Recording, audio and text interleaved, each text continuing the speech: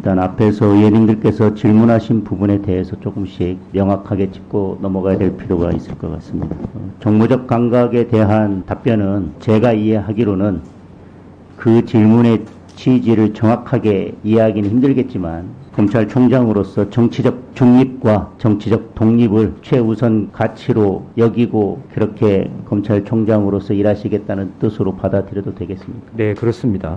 예. 다음에 아까 공무상 비밀 누설에 관한 질문이 있었습니다. 사실은 제가 법원에 있을 때 법원 역사에 있어서 가장 아픈 기억이기도 하고 또 국민들에게 죄송한 기억이기도 합니다. 그리고 아까 말씀하셨지만 11명이나 구속 기소를 했고 또 불구속 기소된 판사님들도 더 있습니다. 대한민국 법원 역사상 초유의 사태가 발생했고 많은 판사님들이 연관이 되면서 그리고 음주운전이나 아니면 다른 간단한 개인적인 비위가 아니라 관련된 분들이 관련 재판을 민사재판이나 형사재판을 계속하게 된다면 법원의 신뢰성에도 여러 가지 문제가 발생할 수 있는 여지가 충분히 있었고 또 워낙 많은 분들이 관련되어 있었기 때문에 그 부분에 대해서 업무상 배제를 통해서 재판의 신뢰, 사법부의 신뢰를 어떻게 지켜갈 건지에 대한 고민도 필요하고 그 당시 윤리감사관으로서는 그 부분을 위해서 여러 가지 정보가 필요했던 상황이었습니다. 말씀드린 것처럼 법원에 한 번도 있지 않았던 초유의 사태이기 때문에 윤리감사관실에게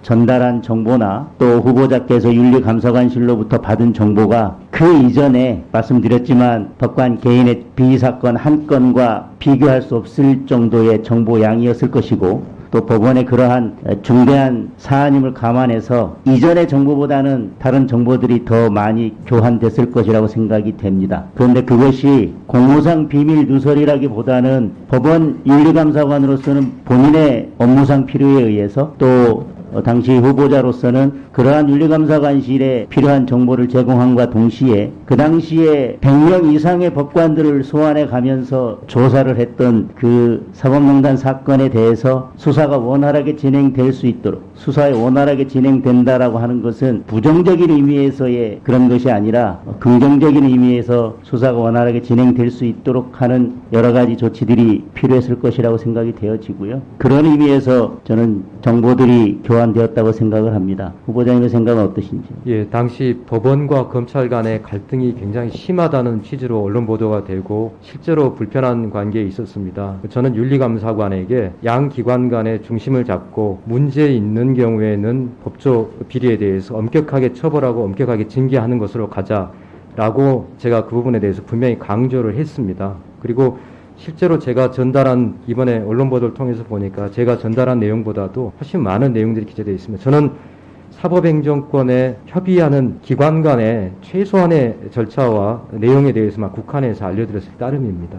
그리고 지금 정리되어 있다라고 하는 자료 모두 다가 어떤 분이 어떤 경로를 통해서 어떻게 전달되었는지 모르겠지만 지금 후보자께서 말씀하시는 것은 필요한 최소 범위 내에서 정보를 제공했다. 그런 말씀이신가요? 그렇습니다. 그리고 지금 이 사건을 기소할 당시에도 법리적으로 여러 가지 문제가 있었습니다만은 하여튼 법원에서는 검찰로서는 이것이 후보자에 대한 문제도 아니고 윤리감사관실에 대한 문제도 아니고 그 당시 영장 담당했던 판사에 대한 기소 사건이었는데 지금 최종적으로는 법리적인 여러 가지 검토 끝에 기소를 했지만 판결의 이유를 종합하면 후보자와 윤리감사관이 주고받은 그 정보 그것이 공무상 비밀에 해당하지 않는다. 그리고 그것이 영장 전담 판사가 관련되어 있는 그 정보도 마찬가지다라는 취지로 판결이 되어서 판결 이유를 종합한다면 그 당시 후보자와 윤리감사관이 주고받은 정보는 공무상 비밀에 해당하지 않는다라고 법원이 최종 판단했다고 봐도 되겠습니까? 이번 인사청문 준비를 하면서 처음으로 판결문을 읽어봤습니다만 법원에서도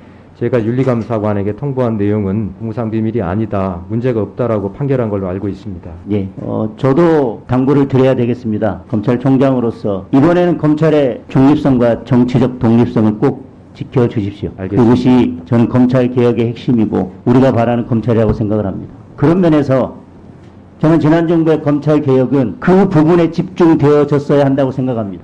검찰의 독립성과 중립성을 지켜내는 것. 그런데 검찰의 권력을 공수처에 나눠주고 경찰에 나눠준다고 해서 저는 그 정치적 중립성과 독립성이 보장되지는 않는다고 생각을 합니다. 그거에 대한 진지한 고민 없이 시작된 검찰 개혁이 오늘의 이 많은 논쟁과 분란을 일으킨 원인이라고 생각을 하는데, 어쨌든 총장님이 되신다면 반드시 검찰의 독립성과 중립성은 지켜내 주시고 그에 대한 제도적 고민도 해 주십시오. 네, 꼭 그렇게 하겠습니다.